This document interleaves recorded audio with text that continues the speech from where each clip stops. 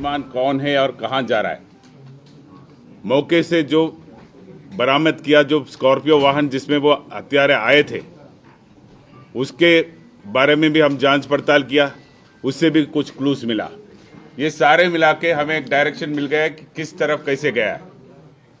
तो हमारे सारे टीमें 5 तारीख से ही इन मुल्जिमान को दस्तयाब करने का कार्य में लगे हुए थे।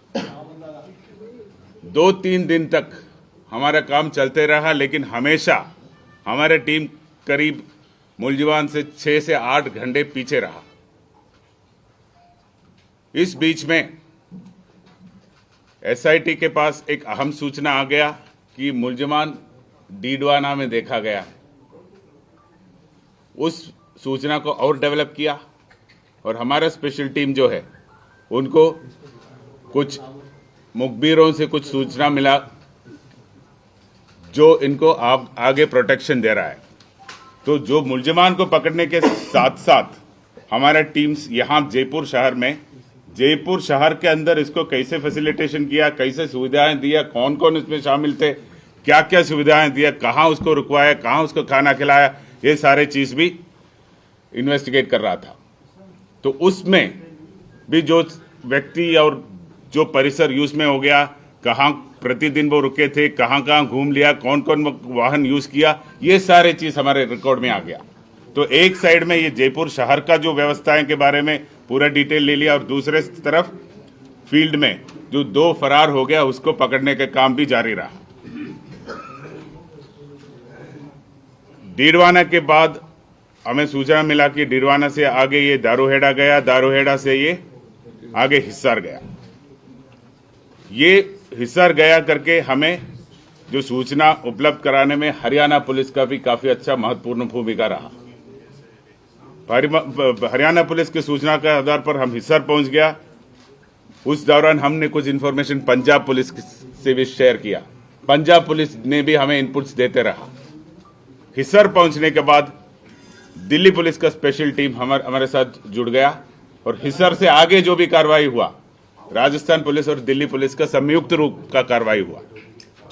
और 8 तारीख को हमें स्पष्ट उनका लोकेशन के बारे में रियल टाइम का सूचना मिल गया और उसके फलस्वरूप कल 9 तारीख को जो 2 शूटर्स थे और उनको जो व्यवस्था करा रहा था, लॉजिस्टिकल असिस्टेंस दे रहा था, उनको हम चंडीगढ़ सेक्टर 22 में एक होटल के बाहर से दस्तयाब किया और उनको अभी राजस्थान लाया गया है और उनको आगे का पूछताछ किया जाएगा। इस के पहले एक जो ग्रुप था जो प्रकरण के पहले जो इनको सुविधाएं देते थे, जो उनको फैसिलिटेट करते थे, उनमें से एक व्यक्ति को कल हम गिरफ्तार किया था। आज उसको कोर्ट में पेश करके उसका अभिरक्षा भी लिया गया।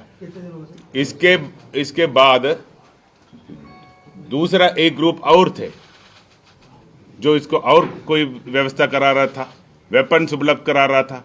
उस ग्रुप के बारे में भी हमें जानकारी प्राप्त हो गया। वो मॉड्यूल भी हमने क्रैक किया।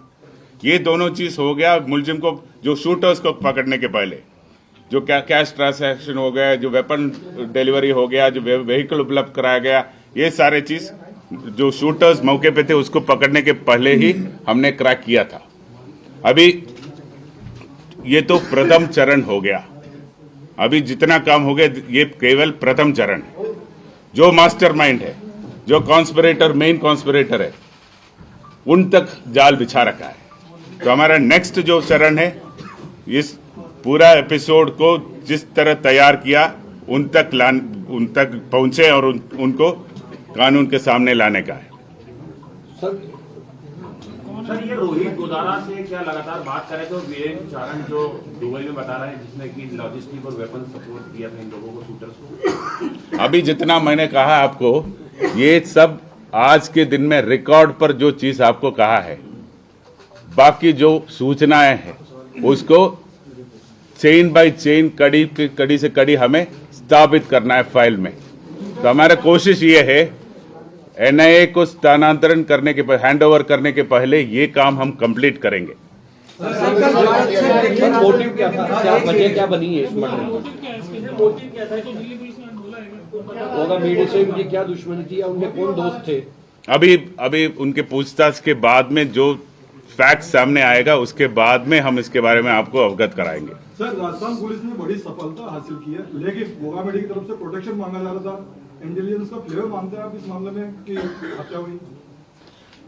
ये जो चीज आपने पूछा है उसके संबंध में एक जुडिशियल इंक्वायरी होने वाला है। उनका टर्म्स ऑफ रेफरेंस का एक मेन मुद्दा ये है, तो उसके बारे में मैं कमेंट करना उचित नहीं है। सर नवीन शेखावत की चीनू का क्या रोल था सर? आनंदपाल की बेटी चीनू। अभी मैंने कहा था ना, मोटिव के बारे में हम कोई चीज हमारे सामने अभी स्पष्ट रूप से फाइनलिटी के रूप से करने की स्थिति में नहीं है। कल रात को दस्तयाब हुआ था शूटर्स, कल दिन में फैसिलिटेटर्स दस्तयाब हो गया, लॉजिस्टिक सपोर्ट देने वाला दस्तयाब हो गया। अभी मेन कॉन्स्पिरेटर बचा है। मोटिव के बारे में अभी कोई टिप्पणी नहीं कर सकता। ये स्पष्ट है कि लॉरेंस गैंग से जुड़ा हुआ है। ये जो बदमाश हैं, शूटर्स हैं, ये Lawrence gang sir, who is more conspirator sir? वो बता देंगे ना, आपको बता देंगे। और सर, दिल्ली पुलिस से कल आपको झड़पना क्यों पड़ा नितिन फौजी के लिए सर? क्योंकि नितिन फौजी को तो आपने कल रात को उठा लिया था, बट रोहित को पकड़ने के लिए आपको समय लगा सर। हमारे कोई झड़प नहीं हुआ। तो फिर रोहित सुबह उनके पास क्यों था और नितिन हमारे पास? आप ये तो कोई ऑपरेशनल रीजन से कोई एक रास्ते से एक मुलजिम को एक रास्ते से लाया, दूसरे मुलजिम को दूसरे रास्ते से लाया। उसका हमारा सेफ्टी एंड सिक्योरिटी और ऑपरेशनल रीजंस होता है। सर इसके अंदर में एक सेकंड मैं बताता हूँ। एक सेकंड ये दोनों लॉरेंस के लिए काम करते थे।